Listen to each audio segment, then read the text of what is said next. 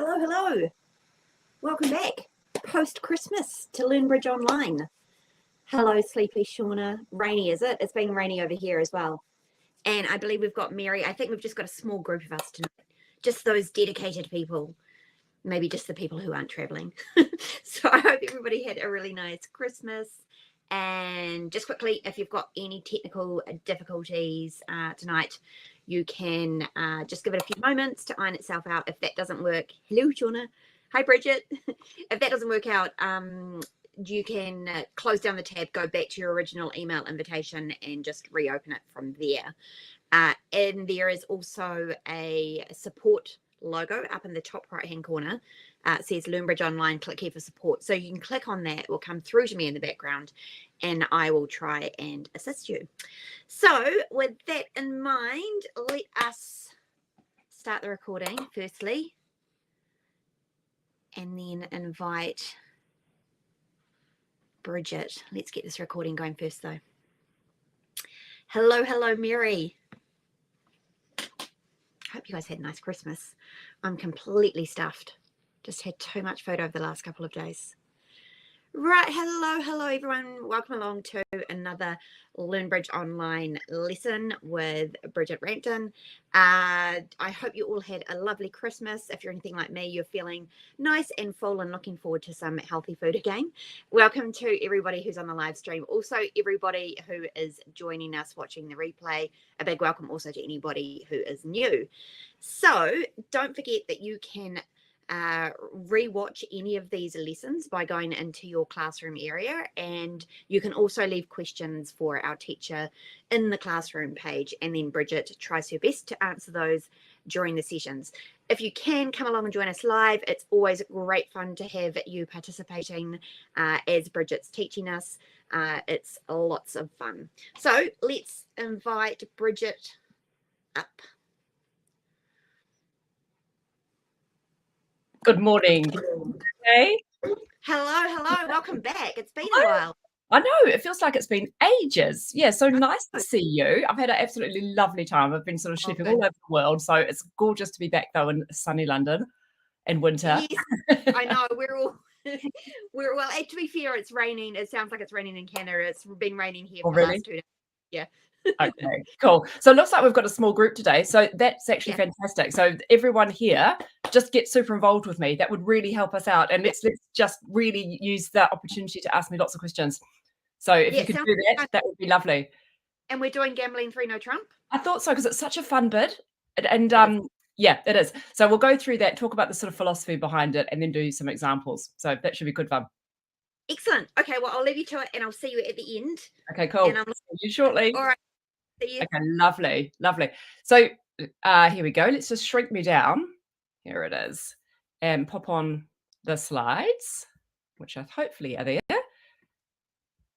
Please don't tell me they disappeared. No, there they are. Okay, can everyone just see that? The Gambling 3 No Trumps.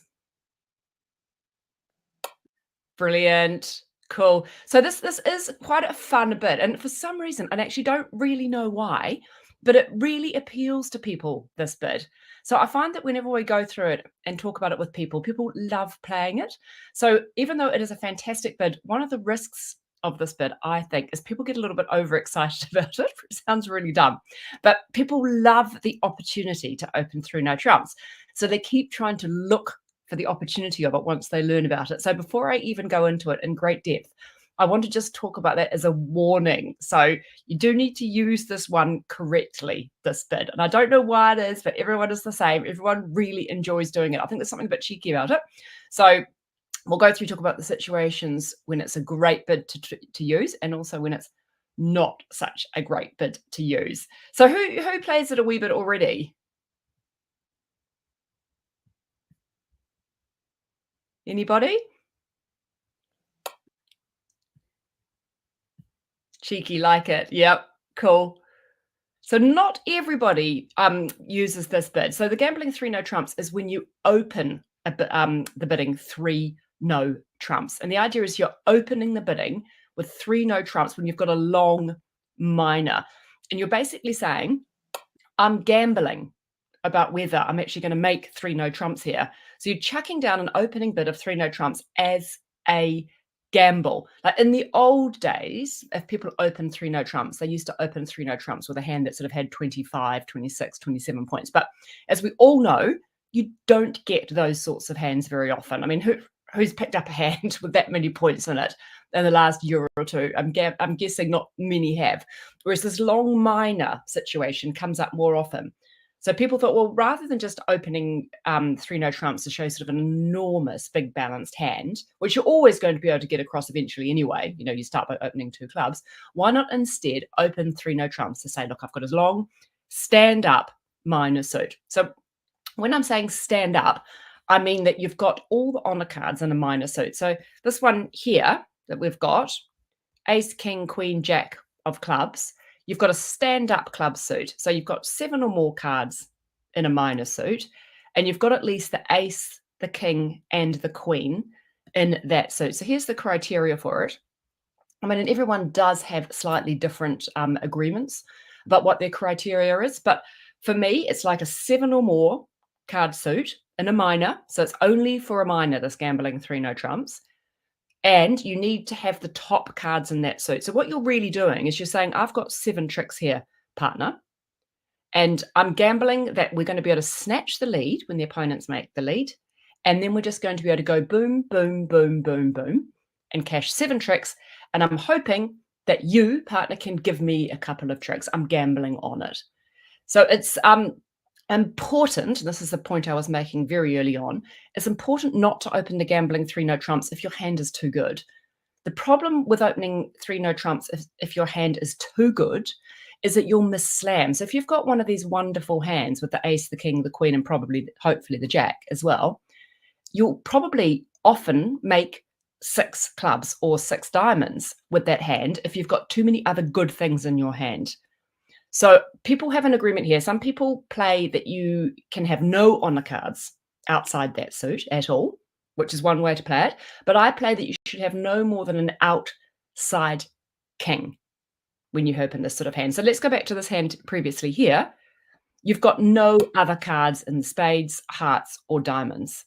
So I would open this potentially still, even if I had a king, but I would never open it if I had like an ace or too many honor cards in the side suits. If I've got too many honor cards, then it could well make a slam. So I can cope with having a king, but even then I sometimes feel a little bit nervous. I think maybe I've opened 3 no trumps with a hand that's too good. But I will possibly have a king, but never more than a king in the outside suit. So that's a really, really key point. And definitely when I started playing this, I was opening it a bit too often because I was sort of looking for opportunities to open this gambling 3 no trumps.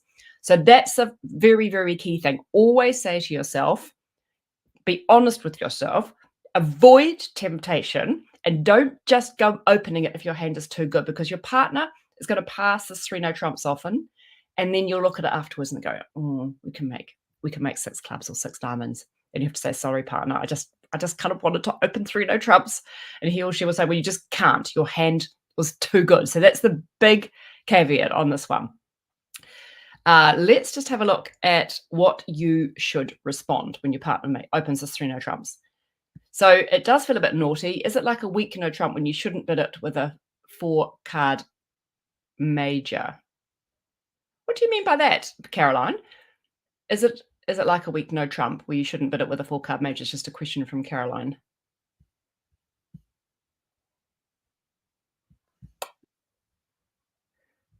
Not a weak no trump. A week 2 or a week 3 bid. Yeah. So Caroline said, when you open these bids, do you have to show restraint? I think is probably what Caroline's saying. Do you need to show restraint with this bid in the same way that you would need to show restraint if you open a week 2 or a week 2 hearts or 2 diamonds or 2 spades, and that you shouldn't have a 4 card suit in another major on the side? If your hand is sort of too good, potentially, then you might miss something. So it is a lot like that. And a lot of things are in bridge like that, actually. You need to apply things correctly. And there's definitely a temptation, especially for me, there's definitely a temptation to use bids because I have them in my toolkit. I think, oh, it's fun. I want to give it a go. But you need to sometimes avoid that temptation when it's not the right spot to use that bid. And that's definitely a bit of an art form with your bridge bidding. And it's sort of an experience thing to show restraint in making these bids. So basically, if your partner does open 3 no trumps, and let me just pop up the whiteboard. Let's bring this up. It's always a bit temperamental, this whiteboard, so hopefully I can get it going today. So your partner opens 3 no trumps here. Let's pop it down. So the question is, what do you do when your partner opens 3 no trumps? So you know it's now a gambling 3 no trump. So you always look at your hand and just think, okay, so my partner does have 7 tricks in a minor. You know, what should I do? And your options are to pass it and carry on with the gamble. Say, okay, cool. Thank you, partner. I get it. I know that you've got a long minor. Let's go with this gamble. Let's give it a go. So you can pass it and think, let's see if we can make 3 no trumps. The other thing you can do is bid what's called a pass or correct. So pass or correct comes up quite a few times in bridge bidding. And what you're basically doing is you're basically saying, if you bid 4 clubs here, it's got nothing to do with it if you personally have clubs in your hand. It is just saying to your partner, I want you to pass clubs if clubs is your minor. And if clubs is not your minor, I want you to correct it. So you start with the lower one because it gives your partner room to either pass and leave it where it is or to bid their one. And occasionally you would also think, I want to bid 5 clubs, pass or correct, or 6 clubs, pass or correct. So why would there be a difference here? This is a pretty obvious question, actually, but sometimes you're bidding 4 clubs, pass or correct, sometimes 5 clubs, pass or correct, and sometimes 6 clubs, pass or correct. Yeah, I quite like pass or correct too, Shauna. So why would you be coming with these different levels? Why not always 4 clubs, pass or correct? It's a bit of a basic question, but actually it's quite a good one because people do slip up on this sometimes. So yes, it definitely has something to do with your high card points. Any other thoughts? Why you're not always bidding 4 clubs, pass or correct? Anyone? It's basically because you're bidding pass or correct to the level you think the contract might make in.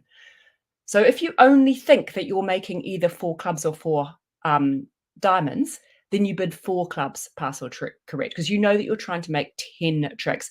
And you know your partner can pass this 4 clubs.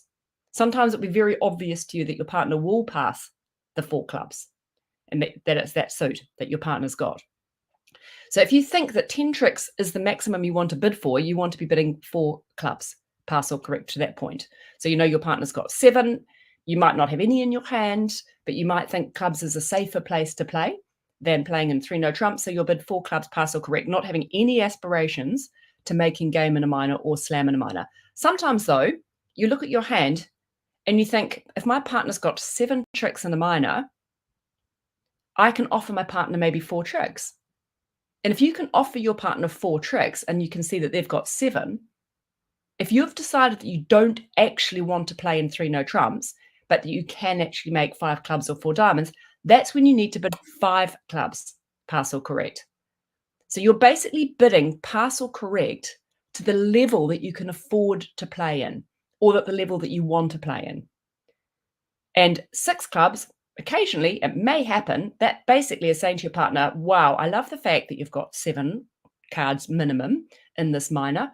And I think because of that information, I think we can make slam. So either in the clubs or the diamonds. So in that position, you bid 6 clubs, pass or correct. But often you're passing the 3 no trumps because you're having a go at seeing if you can actually carry on with that gamble and give 3 no trumps a go. Sometimes you are bidding 4 clubs, pass or correct, because you think that maybe 3 no trumps is not safe. You're worried about having stuff in the side suits. And sometimes you're bidding 5 clubs or 6 clubs because you think they can make. You think that a minor game can make or a minor slam can make. Let's just swing back to these slides here.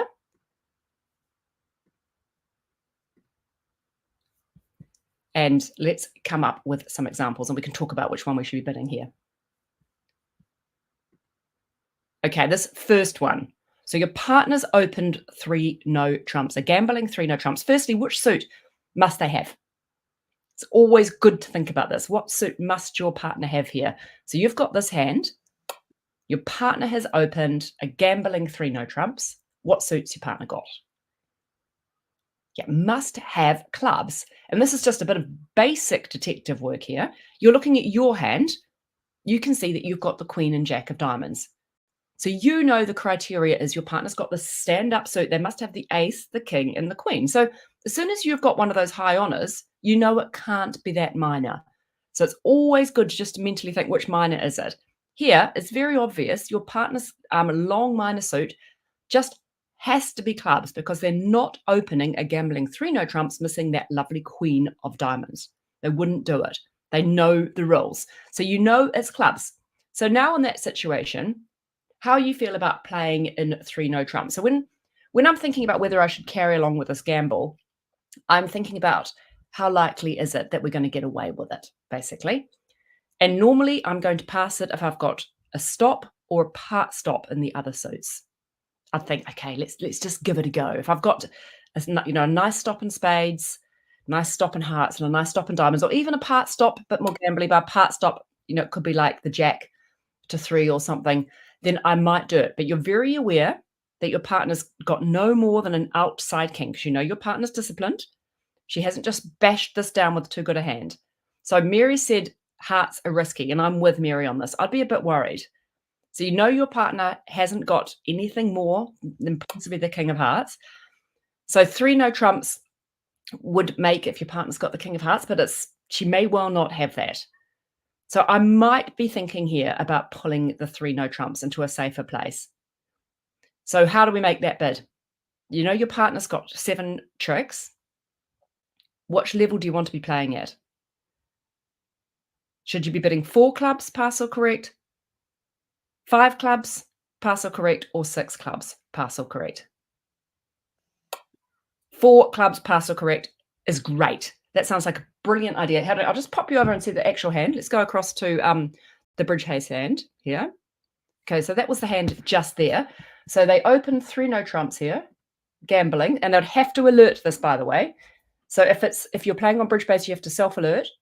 And if your partner has opened this bid, you've got to pull out that alert card if you are in England or New Zealand. I think if you're in the States, it might be different, but it still may not be. I'm not 100% about the States, but you do need to alert it to say that's an artificial bid. So you'd write in here, gambling, 3 no trumps. And then this person here is going to think, I'm worried about this. So I'm going to bid 4 clubs, pass or correct. They know fact that their partner suit is clubs. They know it's not going to be corrected to diamonds, but you still make this bid. So 4 clubs, pass or correct, because they're worried about those hearts. And then West just passes this because they know their partner has placed the contract. They've described their hand so beautifully when they open this 3 no trump bid that they trust their partner and they just pass this bid.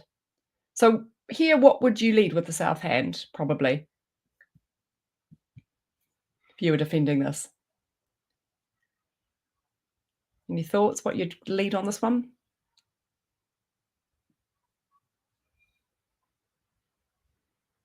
A couple of choices.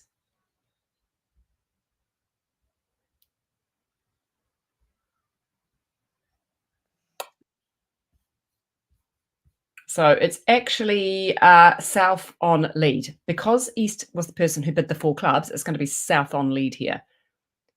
So top of a sequence is an option. I would always ask, by the way, so when the people open this gambling 3 no trumps, when I'm on lead, I would say, what sort of hand opens these 3 no trump bids? So if they also play no more than an outside king, that's kind of interesting information for you because you know that your partner has got the ace of hearts here. So you know that actually you've got this heart suit stitched up. So you're not worried about losing the lead by leading the king of hearts. So it's always worth asking these questions. Here you've got a couple of choices. Sometimes it can be right, and I'll talk about this in a little bit more detail a bit further on. Sometimes it can be right to play your ace in these situations just to get a vibe on what to do next. But that works particularly well if you're actually leading against the 3 no trumps. But here, I would be thinking, king of hearts looks good. I'm not really going to risk losing the lead if they've opened this the normal way with no more than an outside king, because I know my partner's going to have the ace of hearts. So I'm probably going to lead the king of hearts here. And then this dummy comes down, and everyone is going to be able to see this lovely club holding in the dummy. So partner here, what would you do here if you were north? This is kind of an interesting signaling situation. So all those clubs are in dummy. Who thinks that you are signaling for attitude about whether or not you like hearts anymore, now that there's a big fat void in the dummy? So what I'm trying to say is when north plays a card here, because there's a big void in the dummy, that heart suit is kind of dead to your side. This is always a slightly advanced signaling situation, but I kind of like it. So that heart suit, you know, both of you know now, looking at the dummy with all those clubs in and you're playing in 4 clubs, both of you know now that there's no point in telling your partner whether or not you've got high hearts or whether you like the heart suit, because it's just void. So what people do now is they try and use the signal to tell their partner what to play next, which is kind of a cool idea. And I know we've covered this very briefly before, but what you really want is, for your partner to know that you've got something in the diamonds. And that's a great, brilliant. Mary's got it. I think Shauna's got it as well. So you kind of want your partner to know that you've got something in the diamond suit. So, what's that doing? So, so here, if you played the 9, that would be strongly suggesting to your partner to switch to a diamond. Whereas if you played a low, sorry, hang on a minute. There's 2 suits left, aren't there? There's 2 suits left that are of interest, the spades and the diamonds. So the low one would be saying, strongly suggesting that you want your partner to switch to a diamond. So a low heart, because there's 2 suits, spades and diamonds, the low heart would be saying, I want a diamond. I'm interested in a diamond. And a high one would be saying, I want a spade. So the low one, because there's only 2, spades and diamonds, is saying I want the diamond. And a high one is saying I want a spade. So here I would play the low one. A clever East might try and false card here and play the 10 just to hide that 3. But even if they do, you're probably going to work it out that that's your partner's low one and that they're after a diamond. So it would be brave here to underlead, to play your ace and then low to the king, hoping for a ruff. But I think it is, it is clearly the right thing to do, but it's a little bit brave. But so you would play your ace, and now your partner says, yes, I like that. They play low, and then you go across. This would be great defense. Partner grabs it and then gives you a ruff. And you've got the contract down. If you don't get that ruff, then the opponents are actually making the 4 clubs in that particular situation. So that's a nice one because it gives your partner, it's an example of both communicating with each other about how to carry on with the play of the hand. And it would be beautiful defense. You'd be really pleased with each other. What would be more, and if you can see, if you switch to a spade, you can see that they would actually make the contract. So it is a little bit confusing, Mary. Let's take it back here and we'll just go through it one more time. Hold on a second. So you're in this position here. No, go back. We've gone back to this position here when you've played the King of Hearts. And now, because there's a void in the dummy, you no longer use signals low like for that suit or high like if you played that. So I play low like, high hate. But that whole kind of toolkit of signaling attitude for the suit goes out the window if there's a void in dummy. If there's a void in dummy, you no longer want to know about your partner's hearts. So signaling and discarding becomes a bit more sophisticated at this point. So rather than say, guess what, I have like a high heart here, it becomes irrelevant because that high heart's not going to be a source of tricks for your partnership. So instead of telling your partner about the hearts, you both have to know that you're doing this. As soon as you see a void in the dummy, it's normally right to agree that that signaling tells something else. And what I really want to know from my partner in this situation is what suit I should switch to, because it can be crucial. If we get the suit switch wrong here, they're making their contract. So if I do switch to a spade here, and it's difficult for me, right? If I'm sitting here in South and I can see that dummy, I've got a call now whether to switch to spades or diamonds or maybe play a trump. I do have to make a decision. But if my partner can give me some help about which suit to switch to, that's going to be enormously beneficial to me. Much, much more beneficial than whether I can tell that my partner's got like a high heart. It is a suit preference signal, is what it's called. And I'm really pleased that Sean has just had a light bulb. Yeah, and it's so nice when this works. It's like you've just done the perfect defense dance with your partner. It's absolutely wonderful. So if you both understand, you and your partner understand the signaling idea, and it comes up, your defense is going to really improve. So you really need to get some information from your partner here. There's two suits that are relevant here. There's the spades and the diamonds. So both of you are looking at the same dummy here, and you're seeing there's spades and diamonds. North is thinking, I need my partner to switch to a diamond. That's where I've got my cards. They don't want a spade switch here. They want the diamond switch. But South doesn't know. So because there's two suits, all these little cards here, the 5, the 7, the 8, and the 9, can potentially be used to tell which suit to switch to. There's only two suits. So you use low cards for the lower ranking suit. So it goes with just normal bridge ranking, clubs, diamonds, hearts, spades. So the low one is the lower ranking of the two remaining suits. And use the highest card that you can afford to signal that you want the higher ranking, because it would be kind of a wake-up call to your partner. So if you played the 9, South is going to be thinking, that's a really, really high card. Like, this heart suit's dead for us. Why would she be playing a big 9? And then she'd think, it's because she wants a spade. And if she plays a low one, that's when she's thinking, okay, she's telling me, please, please, please switch to diamonds instead. So the low one says, diamonds, please, partner. I mean, it's so clever, right? And it's every card in bridge can matter. You can use your cards in such a clever way to really communicate with your partner. And then East thinks, I know what they're doing.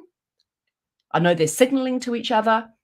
That 5, if South works out that 5 is their lowest card, they know to switch to diamonds. So they're going to try and make things a little bit tricky. They might try, if they're clever, they might try and play a high card themselves just to hide that little 3. You following me on that idea? This is a very fun idea when you're the declarer.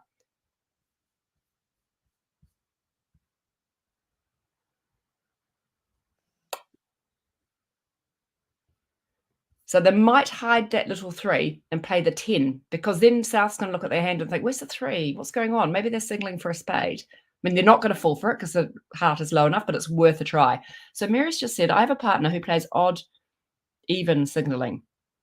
This could mess it up. So Mary, when you say odd, even signaling, do you mean that they are using the odds? Is it like McKinney?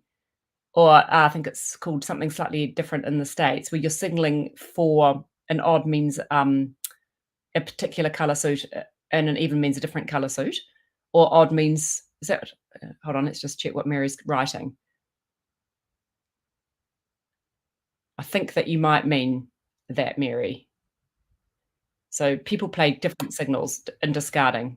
So I think people use odd to say, I don't like the suit, even to like the suit, I think is what Mary's getting at.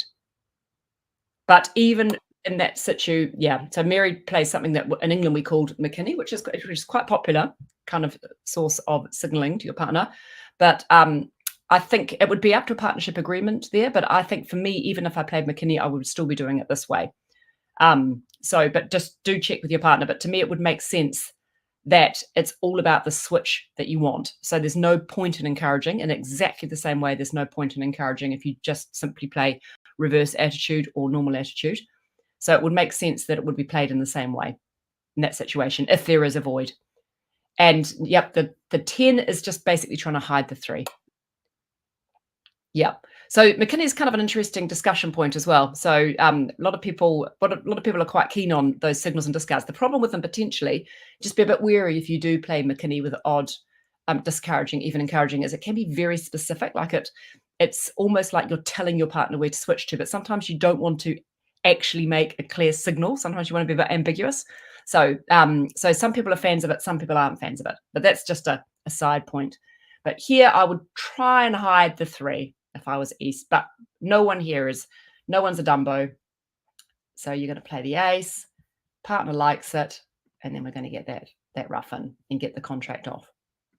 But you'll see here, even if you get the contract off, let's claim the rest of the tricks.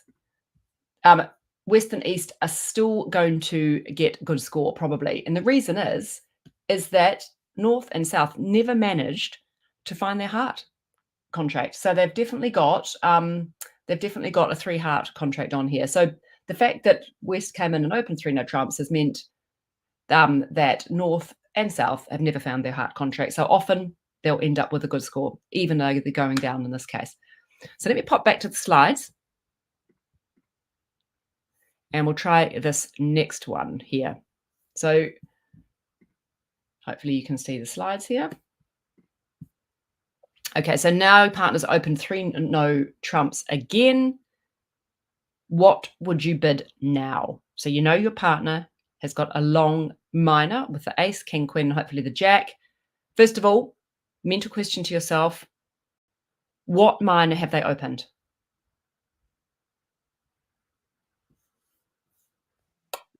Yeah, must be diamonds this time because you can see you have got the ace, the king, and the queen of clubs. So it cannot be a stand-up club suit. It must be the diamond suit. So now, how do you feel about leaving it in 3 no trumps?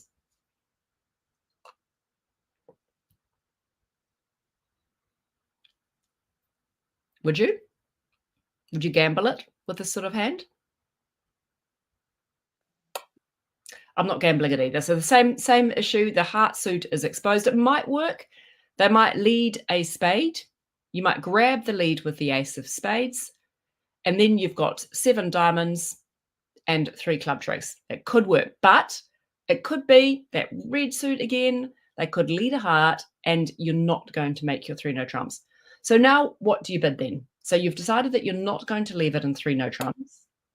Great. Mary's come in and said 5 clubs pass or correct. And I love that. So why not 4 clubs pass or correct here? Why 5 clubs? And it's a great answer.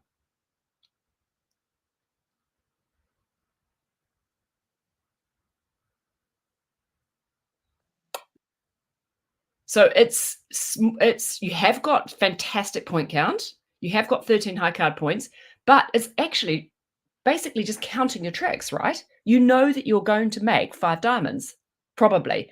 So you know your partner's going to give you 7 diamond tricks.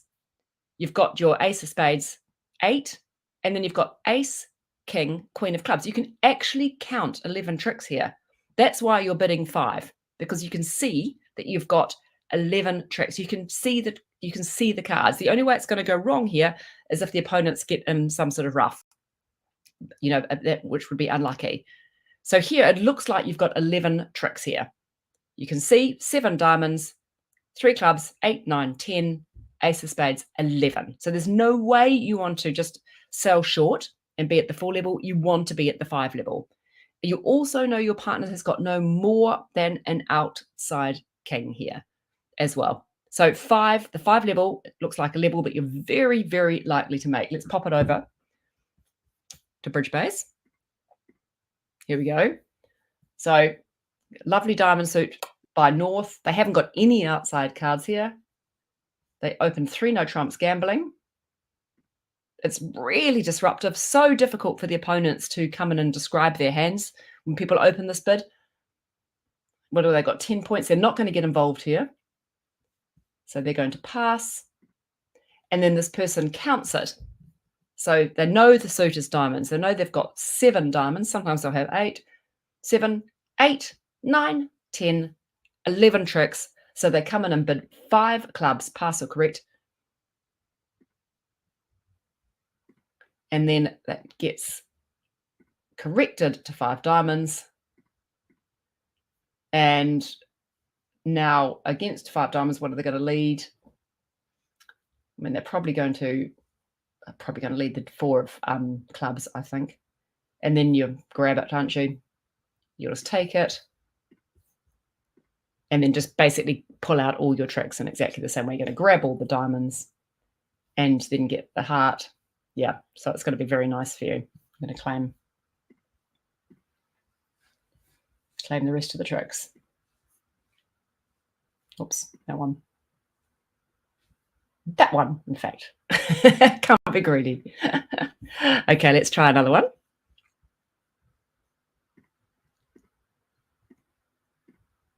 Okay, Next hand.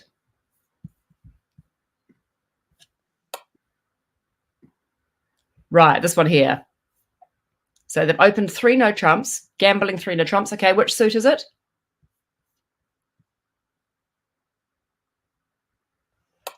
So Shauna said, if you know it's diamonds, would it be wrong to bid diamonds? I would just always bid the pass or correct, Shauna.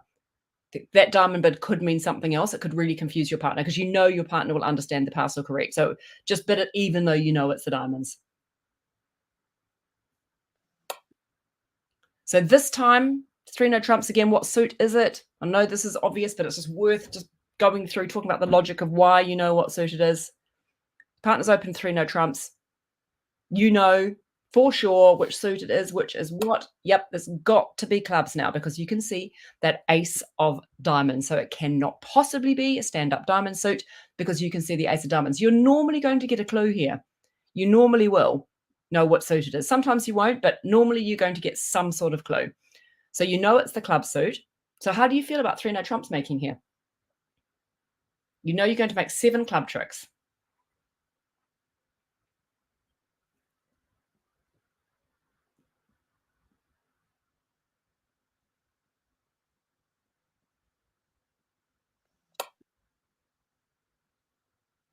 And you're also going to make the ace of hearts, the ace of diamonds. So you know you've got 9, and you might make a spade trick as well. You also know your partner's got no more than the outside king. So you know that definitely in the ace of hearts or the ace of diamonds, they cannot have kings in both of those suits. So as soon as they whack out one of your aces in hearts or diamonds, the suit could well be exposed. But do you have 9 tricks and no trumps here? So slam, again, I wouldn't be thinking slam here because, again, you know your partner's got no more than the outside king. Occasionally it might make with a perfect hand. If your partner's,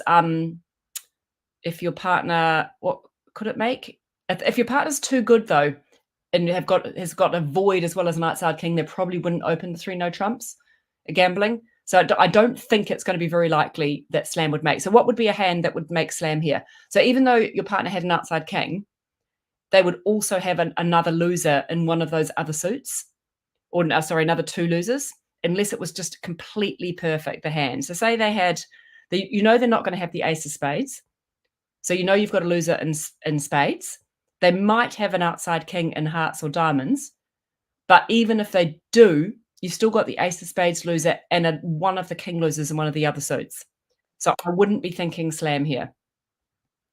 Occasionally it will make, but if it makes, it's because your partner's got a very good hand and possibly a hand that should not have opened the gambling 3 no trumps. If I've got a hand with an outside king and a void, I'm not opening the 3 no trumps often because to me, that's too good a hand. It's sort of the sort of hand that will make slam. So in a way, Mary, you've actually come up with a fantastic point. If it's making slam, your partner wouldn't have opened that 3 no trumps. They would have actually just opened at the 1 level instead because they've got some sort of interest in something more. So I think here I would pass. I would gamble it because you've got a stop here, here, and here. You've got a stop in diamonds, stop in hearts, and you're going to get a stop in the spade suit. So whatever the part they lead, you're going to run off with your 7 club tricks and then grab your 2 aces. So you know that you are definitely making 9 tricks, and you might make another one as well. So this is a pass situation to me. So you've got stops or part stops in the other suits. So let's pop back and have a look at the hand. Here we are.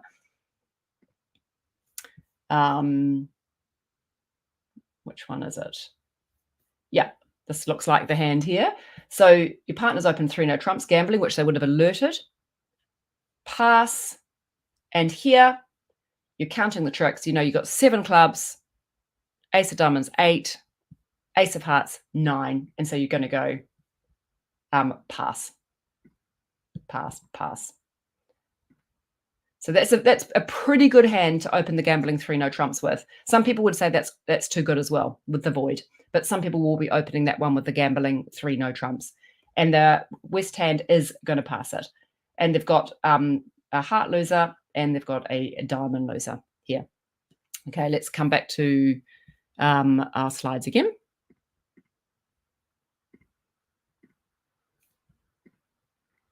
And that's our answers there. Okay, so the next thing we want to talk about is what you lead against a gambling 3 no trumps. So when they make a gambling 3 no trumps, you have to be really clear again about finding out exactly what their system is, so what they've agreed. So often it's right to lead quite differently against a gambling 3 no trumps than you would against a normal 3 no trump auction, because you know a lot more about the opponent's hand. You know they've done it on a gamble. So it can be often right in defense not just to lead fourth highest from a suit like you might normally do, or even top of a sequence like you might normally do. Often against a gambling 3 no trumps, and I think we might come up with one a bit later, often you actually just play out high cards to see what's going on, because what you're really after is a signal from your partner about where to switch to. You know they've gambled it. So what you're trying to do is find the weakness in defense when you're making an opening lead. So for that reason, often you'll actually just slap down an ace and get a signal from your partner. So you know they might have opened with an outside king, but if you put down your ace, what you really want your partner to do is signal whether or not they like that and tell you where to kind of switch to. So you make very aggressive leads if you are defending the gambling 3 no trumps. But let's have a look at a couple more examples. And we've got a few more. We'll talk about whether we would open the gambling 3 no trumps with these. Oh yeah, so everyone can see the bridge base one again. Yep. Cool. Okay, so 3 no trumps, they're opening, no more than an outside king. They've got the jack. 3, 4, 5, 6, 7, 8, 9. This person is passing. Okay, what do you bid with the north hand?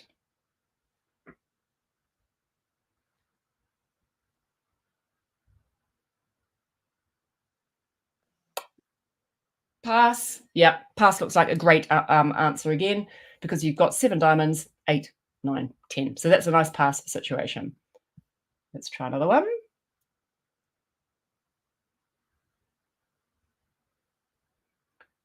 Okay, what do you open with the west hand?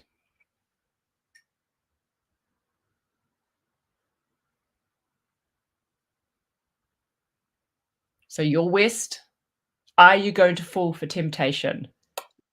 Ah, well done, Caroline. Caroline is opening a club. Brilliant. Very yay. Everyone, brilliant. Well done. So it's too good, this hand. This hand is one that you're just thinking, don't just bid 3 no trumps because I've got it in my toolkit. Here you must open a club instead. If you bid 3 no trumps here, you're going to miss slams. That ace is too good. So here you're going to start by opening a club. So let's bid it out. This is going to be tricky to bid, these hands. So you're going to open one club. North's not going to say anything. And what will you bid with the east hand? So I play that 2 heart here is a weak jump response. So 2 hearts for me is weak with 6 hearts. A lot of people in the old days, and sometimes on bridge base as well, by the way, they played 2 hearts as a stronger hand that's forcing to game. And if you did play that, that would kind of be useful there in this particular hand. But I don't play that, so that wouldn't be available to me. So I would just start by bidding 1 heart here. South is not going to say anything with that little pile. Then the question for West really is their hand worth jumping to 3 clubs? And I think it is. I would actually just jump to 3 clubs here to say that I have got 16 to 18 and 16 to 18 and a 6-card club suit. Now this is where bidding gets hard here. So when you've made these bids here and jumped and said that you've got a 6-card suit and 16 to 18, I would play that 3 hearts is forcing and says that you've got 6 hearts. So 3 no trumps would be to play, and 3 hearts for me would be a forcing bid. It's basically trying to describe your hand and say, look, I know you've got six clubs, but I have got 6 hearts. So they've got a choice here what to bid. I think I probably would bid 3 hearts here to tell my partner I had 6 of them and I was forcing to game. I'd be also thinking this is amazing from East point of view. Got 4, 5, 6, 7, 8, 9, 10, 11, 12, 13, 14, 15 points. Opposite a 16 count from your partner, 16 to 18. You also know that some of your partner's high card points are going to be in clubs, which might be wasted values. Having high card points opposite your shortage is not so good. But you would also be thinking there could be a slam on here. And then they've got a decision here what to do. So sometimes if my partner's showing a 6-card major and I've got the ace or the king, well, normally, in fact, I would actually just support it. So I know I've got a 7-card fit, but I would probably just support the hearts here because majors are worth more. So I would probably bid 4 hearts here. And then is this person going to get excited? They probably are, aren't they? They probably are. They're probably going to bid 4 no trumps, asking for aces. Then they're going to hear 2. I don't think this is always going to make either. They're going to go off if they get the right lead. So it's going to be 4 no trumps. I'm thinking because you've got the diamonds covered, you've got first round control and spades. Tiny bit worried about the king of spades. They might lead through that strength. But say they ask for aces, they're going to come back and say that they have got 2 without the king. And then this person is going to think, well, I have got 2 and I've got the queen. We're missing 1 ace. So they're going to try for 6 hearts. Actually, they're not, sorry, when I said they're worried about the king, they're playing in hearts. So they were not worried about that king of spades because the lead will be coming towards that king. Okay, looking at that, do you think 6 hearts is going to make? I think if you play it the right way and get the right card on lead, it's going to make. But if you knock out, you can see if they do play a club, which they're probably not going to lead a club, actually. It makes it, playing a club really messes with their entries to the dummy. And so they won't be able to throw sort of away loser cards in their hand here. So I think anything but this club lead, you're going to make 6 hearts. And you're probably not going to let the club lead the club. I mean, what would you lead with the south hand in this auction? It would have to be, it would be a great lead to lead the club because it does break the communications between the dummy and the hand. But I think if it were me, I would be leading the jack of spades here in this auction. Yeah, so 6 hearts would make here most of the time. Okay, let's try another one. So that was a classic example of when you don't open gambling 3 no trumps because the hand is just too good. 4, 5, 6, 7, 8, 9, 10. Okay, what about the north hand here?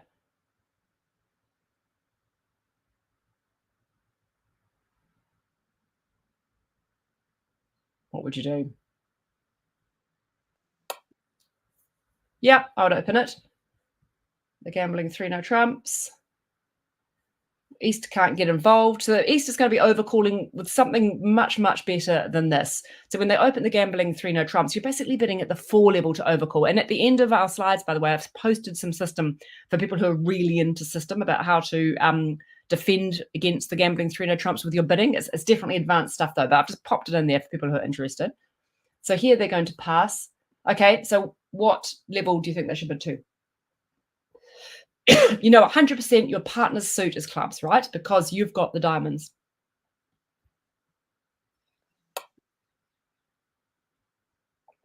Yep, Caroline's thinking slam. Anyone else?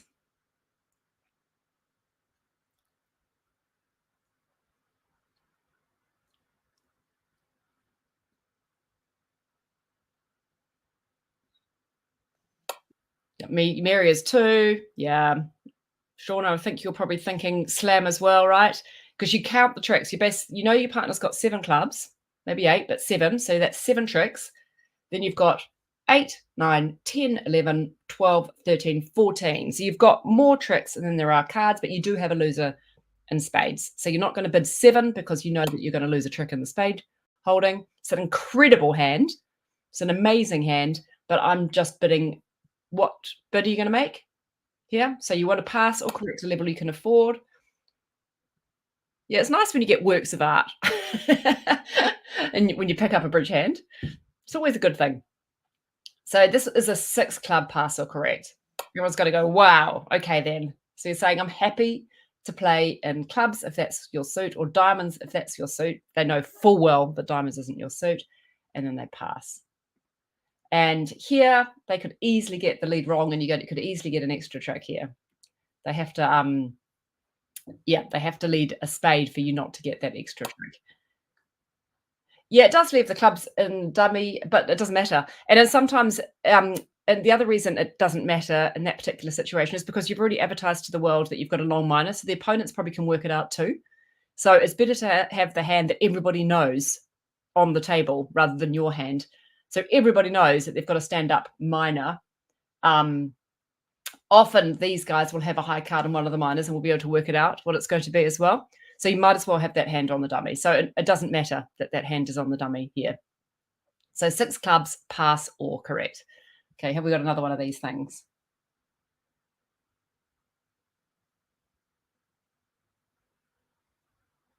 Okay, 3, 6, 7, that's passing. So that's a lovely 8 card suit, 3 no trumps. Would you pass this one?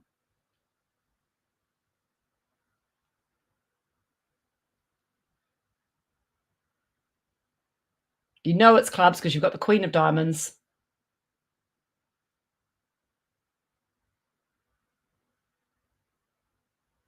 I probably would.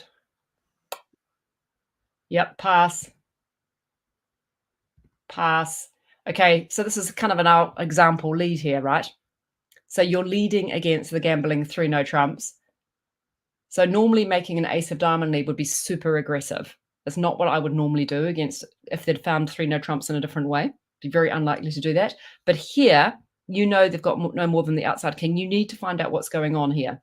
So I'm going to actually lead out the ace here. If I lead the queen, I'd be worried that I might give it away. And if I lead fourth hast, I might be worried. So I might just actually play an ace here just to get a vibe from my partner. So that goes down, and West would give a signal to say to their partner, carry on with that suit. So they're going to get them off in this one.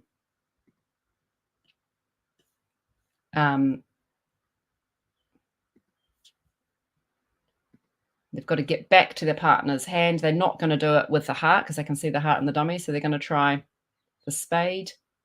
They know that north doesn't have the ace of spades because they wouldn't open a gambling 3 no trump if they had the ace. So they're going to go back, top of a double tin. Oh, hang on a minute. We're going to have a problem, aren't we? So they're going to go back. So they're going to get that one. Yeah, no, they're going to make the, hold on, that's not good for them. So even though they go back, they've got a problem, haven't they? So they do actually make it. So no, yeah, you'd think it's annoying, isn't it? That Queen of Spades worked really, really well for them. So even when we go back to this position here, we're kind of stuffed, I think. So that position there, there's nothing you can do against the 3 no trumps, which is annoying. If they had one fewer diamond in the dummy, it would have been a fantastic thing because then you could have actually squeezed them out of those diamonds or crushed their diamonds and run away with all their diamonds. So yeah, they've got a problem. It's got no way back between the two hands. So you are going to make the 3 no trumps here. So that was a nice one. Let's try another one.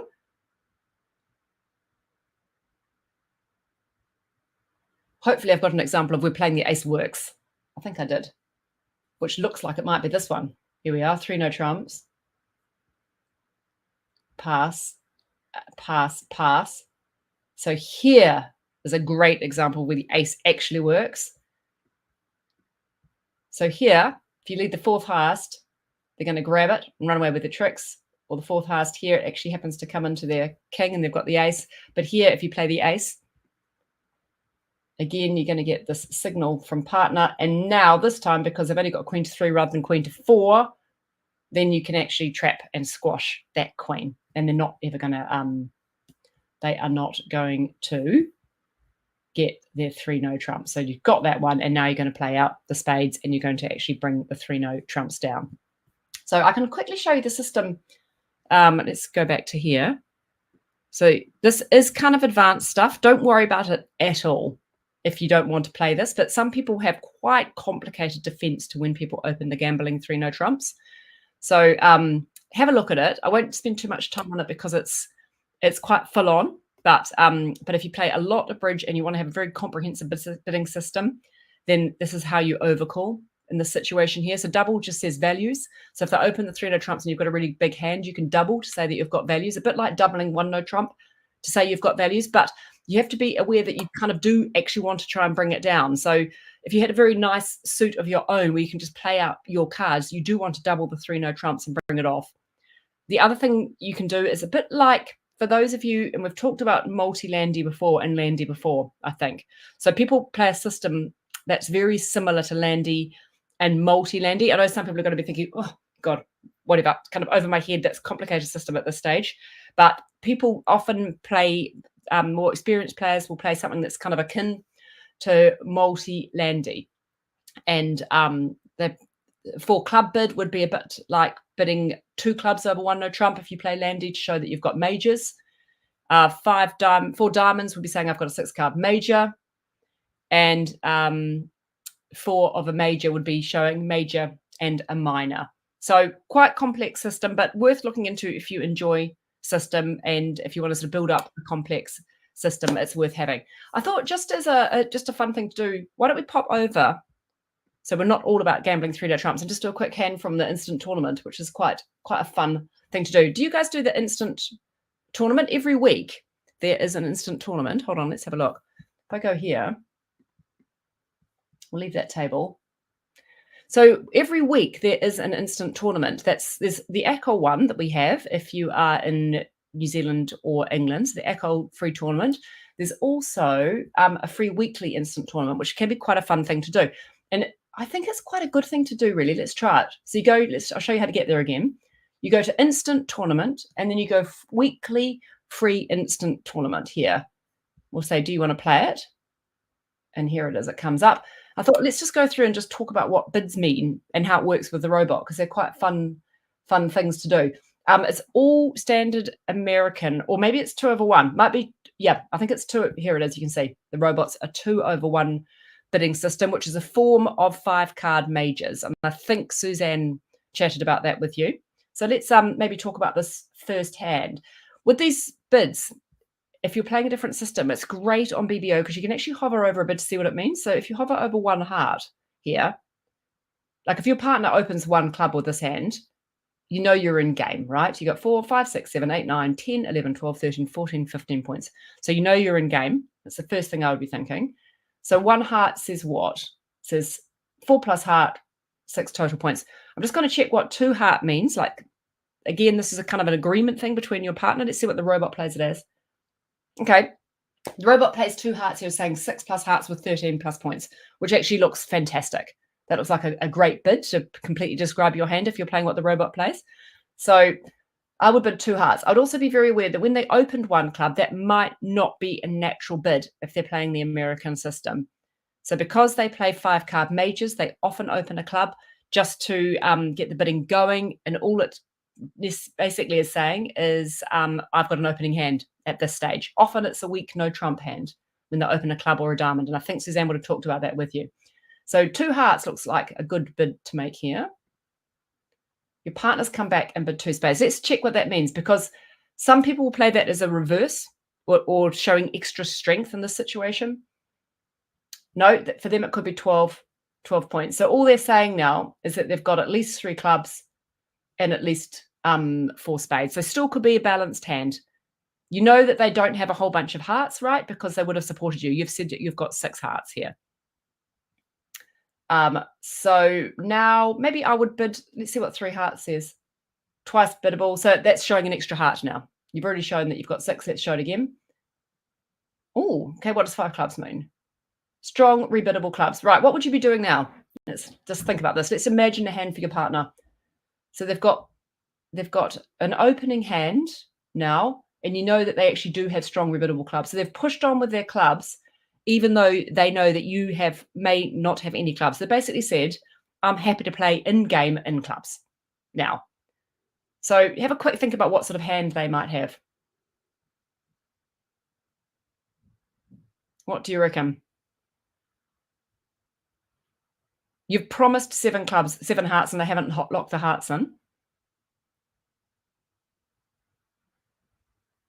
So they've got points, and they're saying they've got 16 to 22 points. So give me a hand that's got 16 to 22 points. Yeah, where are their points, says Shauna. Yeah.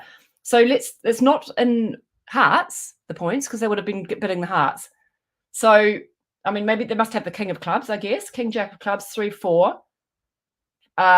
Ace, king of spades, 4, 5, 6, 7, 8, 9, 10. I mean, they must have something in the diamond suit, right? So even though Easter's overcalled diamonds, they just must have something there. If you believe the robot. I think I'm going to believe the robot. Should we just bid 6 here? Yeah, let's bid 6 clubs. Let's bid it. Okay, let's see what they play. Oh, nice. How do you think this is going to work?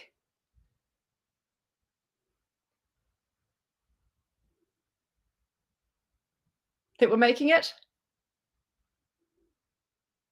Looks pretty good, doesn't it? I mean, the only loser here is a spade loser. We're going to make it easy. I think what I would do, can we quickly play this out, Carol? I know we're getting to the end. This is fun, though. Okay, so you're going to rough it. You've got all the clubs, 1, 2, 3, 4, 5. You've got 8, 9, 10 clubs, so rough. Okay, so I'm going to now draw the clubs out. Take over. And now what I would do in this situation, I would actually just play out all these clubs. These guys are going to have to make discards here. And it would be nice if they got a little bit squeezed. Like, say, it would be nice if they got squeezed. Maybe they're trying to protect this king of hearts here and also like trying to protect the spade holding. So I would start by playing out all the clubs. I wouldn't just cash the 3 spades at the stage. I'd play all the clubs just to put pressure on them. Oh, there goes a spade. 1. Let's chuck a heart. 2 spades have gone. This is looking good. Oh, okay. They're chucking all their spades. This is kind of interesting.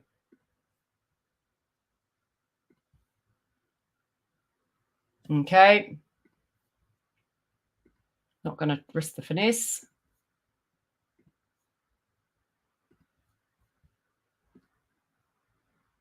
I think we're going to be lucky here. Wow, make all 13. Awesome. So those instant tournaments are quite fun. So even though they don't play alcohol, they're worth giving a go. And I think sometimes online you can see sort of commentaries about them as well. I think that could be a fun thing to look up. So give those a go. Let's see what we got for that. Let's have a look at the history. Oh, we've got 100% for that, you two, you guys. Well done. Fantastic. Oh my gosh. I forget about those actually sometimes. That's a really good reminder, thank you, because Yeah, they're good. Yeah, they are really good. So yeah, there's quite a lot that you can do for free on BBO. It's a great little great. It really is. Like sometimes the robots go crazy on you and you just think, oh, what have you done? But other times they're good. And I think it's quite good. I think even if you're sort of a regular alcohol player, it's really, really good to get familiar with 5-card majors, and playing against the robots on BBO can be a good way to do it. So many people in the world play it. Yeah. Because it just reinforces and you have to figure out, like when you play, sometimes if you end up playing standard American, yes, and you strong no trump 15 to 17, and then you have to sort of, it's just another way of getting you to think about how the points kind of calculate to your 25 game points. I agree. It's practice. It's just putting everything into place, trying to work out what's going on. And even though it's a robot, it's a great robot store partner. They can be a bad partner, but it's still a partner, and it can be good. So next week is the new year, right? I know. So maybe we should have a lesson on New Year's resolutions next year with Bridge. We should. How to start with a fresh slate. Yeah. That was really interesting though. That was fun. I do really like it. I get very excited. The thing is, I'm one of those people, and Shauna will vouch for this, that I do get a little overexcited about my hands sometimes. If I've got like, so you fall in love with your hand, right? Yeah, and I'll tell these little fibs, and I'm trying to get much better at not, promising. I know it's an experience thing. Like, I'm better than I used to be at that. Hopefully I don't do it as much anymore, but absolutely, I totally get where you're coming from. I've often done that. I just think, I want to open it. I want to open it. I want to open it. I want to do it. It's the wrong hand for it. So you have to show restraint. That's a good takeaway from today, showing restraint. Absolutely. Show restraint. But it is nice when you've got one of those long, strong minors to have that option of a 3 no trump. Yeah. Just always ask though. Just before we sign off, do ask people what it means, because some people play different things. Some people play it as a strong major holding. Just be aware. Okay. So it's not always gambling for people. So it can depend. With different partners, I actually play different things, but it's probably the most common use of it. The 3 no trumps to show a long stand-up minor, but don't forget to ask the opponents if you're playing them. Don't assume it's a stand-up minor. At the beginning, like when you sit down with a new partnership, do you just say, are you 5-card or 4-card majors? Oh, totally. And actually, normally I will have a summary of my bidding system, like a 1-page summary I would send across to someone who, if I play with them the first time, and let's say, does this basically look okay to you? Is this kind of basically what you play? Yeah. But if I'm just playing randomly at a club, I would have a quick run through for 5 minutes for sure. Okay. So much different stuff going on. All right. Well, look, thanks for joining everyone, and nice to see you. And hello also to everyone on the replay. fire some Yes. questions at me. I've got not much to do this week. I'm just sitting around at home eating.